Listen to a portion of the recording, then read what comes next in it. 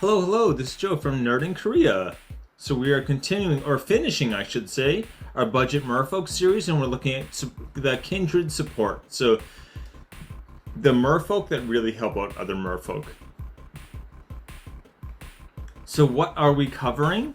Right now I'm looking at what I'm calling the exemplars. So they are creatures that have a really high affinity with one particular color.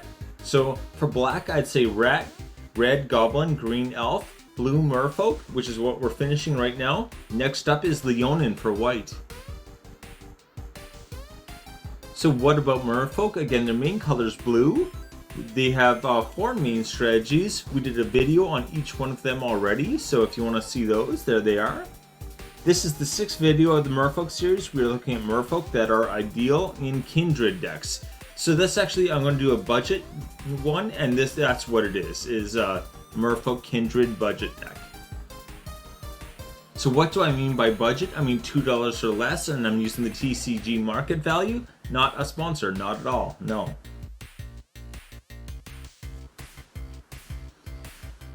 Honorable mentions, these are under 11 cents, so these are exactly 11 cents actually. Deeproot Historian gives all of your Merfolk and Druid cards have retrace, so if you discard a land, you can cast them from your graveyard.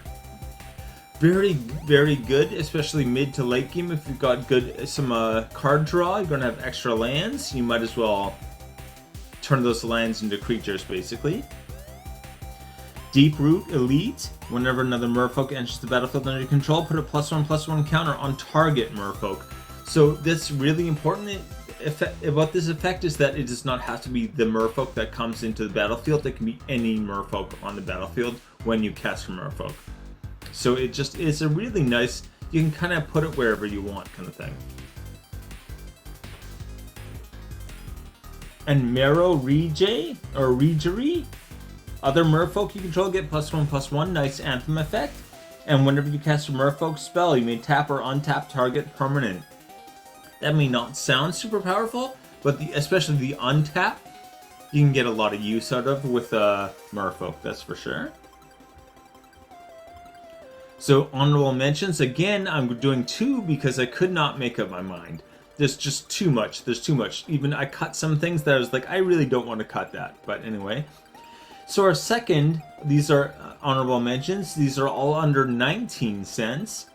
So Mist Dancer, all their other Merfolk get +1 to attack and flying. Just everything gets flying permanently. No, not permanently, as long as he's on the battlefield, but yeah. Anyway, oh boy. Other Merfolk you control, once again, +1/+1. Anthem effects, so many. Target Merfolk can't be blocked this turn. That's actually crazy. That's a really powerful ability. And Emperor Mikhail II, you may look at the top card of your library anytime. You may cast Merfolk spells from the top of your library. Again, if you've got a lot of Merfolk in your deck, this is going to be like an extra card in hand all the time. And even just being able to look at your card that's on top of your deck to know what's coming, that is super strong already. Whenever you cast a Merfolk spell, you may pay 1. If you do, create a 1/1 blue Merfolk creature token. This is really useful, particularly with the commander I'm building the budget deck around. We're going to look at right now. Budget commander cards now. All of these are 50 cents and under. So Kumena, Tyrant of Orazka. I can't say it, but I am building it. This is going to be our commander for the budget thing on Sunday. So tap another Merfolk you control, make him unblockable. Tap 3 Merfolk you control, draw a card. Tap 5 Merfolk you control, put a +1/+1 counter on each Merfolk. Very, very, very powerful, obviously, like crazy powerful. Even just the card draw, like you just wait until, you know, it's just about to be your turn, the previous player's end step, and right on their end step, you tap down all your Merfolk and you just draw a bunch of cards, and then you start your turn and draw another card and untap all of the Merfolk you just tapped. Woo! Tatiova, Benthek Druid. This is a very popular one. Landfall. Whenever a land enters the battlefield under your control, you gain 1 life and draw a card. Very good. I actually don't have this in my deck, but it is a very nice card. Thieving Skydiver. This is not a commander. The other two are definitely possible commanders, at least. Tatiova, I think, fits into a commander deck very nicely, but maybe not the commander. This one is straight up not a commander. Kicker X. X can't be 0. So it's 1 in a blue, flying. So when it enters the battlefield, gain control of target artifact with mana value X or less. If that artifact is an equipment, attach it to Thieving Skydiver. Especially, you want to steal someone's soul ring. That's the #1 thing I think with this. Play this and just take someone's soul ring for the rest of the game. Oh, so mean. It's a really mean card, but it's hilarious at the same time. Anyway, in Commander, that's incredible. So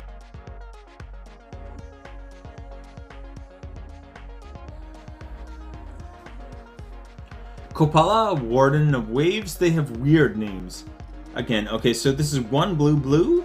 Spells your opponents control that target or merfolk you control cost 2 more to cast. Abilities your opponents activate that target merfolk cost 2 more to activate. So this is great added protection, and a lot of people complain about ward. I think it's not that bad, but this is not ward, right? This does not say if they don't pay the 2 extra, counter that spell.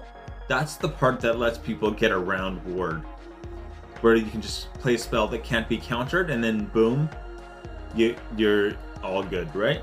Here it actually says you need to pay the 2 extra, and that's it. So if they can't afford the 2 extra, they can't target your merfolk. In the first place, you're not even a legal target without paying that 2 extra. It is much better than ward, really.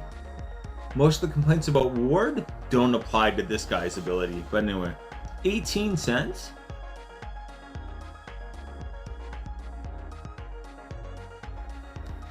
So after talking all that smack about ward, I'm going to show you a creature with ward. Anyway, so it has indestructible as long as you control 2 or more other merfolk. That's real nice, especially merfolk tribal or kindred deck. Sorry about that. And whenever it attacks, draw a card.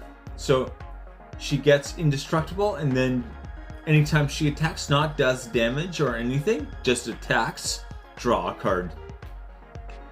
Basically an extra card draw, and as long as there's like 2 other merfolk, she can't like get hurt. So yeah, no worries. Other merfolk you control have ward 1. This gives everything ward 1, everything else, assuming they're merfolk.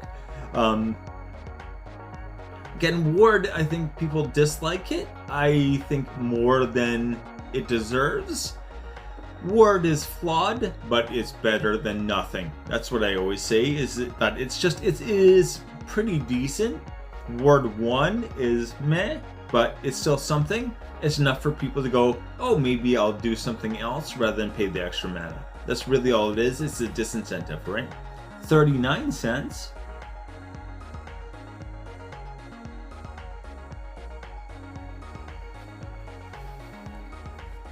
Forerunner of the Heralds. So when it enters the battlefield, you may search your library for a Merfolk card. So there's a tutor effect right off the bat.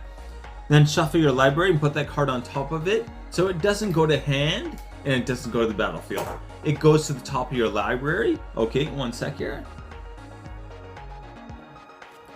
Alright, here we go. And whenever another Merfolk enters the battlefield under your control, put a +1/+1 counter on Forerunner of the Heralds. That's a less amazing ability. The tutor effect is what you want out of this, right? That is definitely worth it, and it is 34 cents. The fact that she's going to get big is not bad either, you know?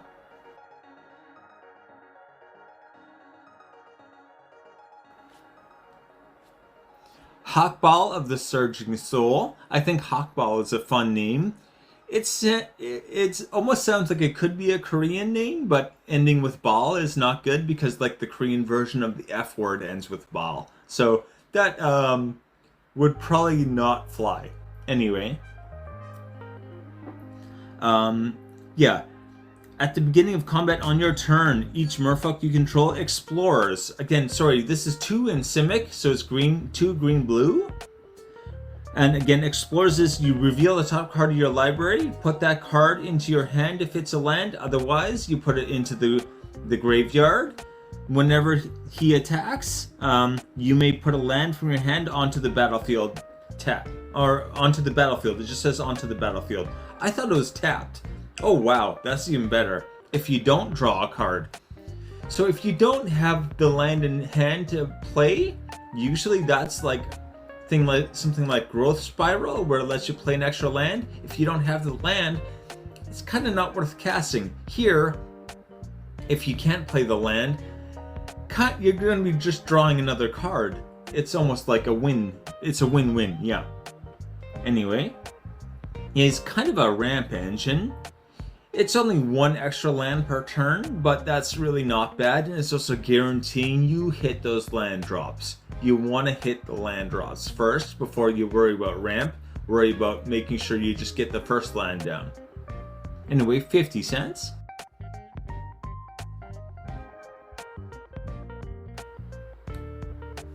Master of the Pearl Trident. Okay, once again, this is all about Anthem effects. All of the Merfolk get +1/+1 and have Island Walk. Island Walk. Okay, first of all, I think one thing that I've heard about Island Walk, people think it means basic island, like the basic land island. It does not. It means the land type island, which is, I think, the most common, especially in Commander, is the most common land type.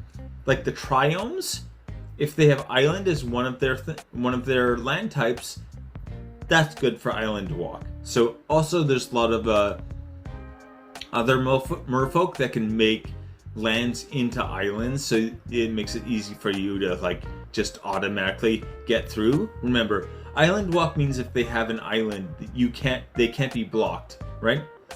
Basically, they can't block your stuff if it has Island Walk and they have an island. It's like a win con right there, basically. Anyway, 151.